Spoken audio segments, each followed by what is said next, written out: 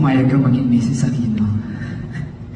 Nagpapasalamat ako sa nasa itaas dahil hindi niya ako binigo. Nagdasal ako ng kapayapaan at yan ang binigay niya sa pagkatao mo, mahal.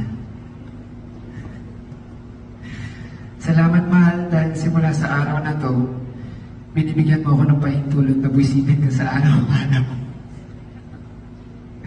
Binibigyan mo ako ng pahintulot na marinig ang magarbong halakak mo at mga kwento.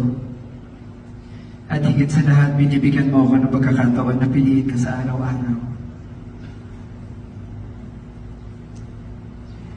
Hindi ko maipapangakong ngiti ang palaging madadala ko sa buhay mo. Ang maipapangako ko ay kapag kalanood na ang mga damdamin natin sa sama ng loob sa isa't isa. Kapag may mga araw na hindi na pantay ang pagmamahal natin dalawa,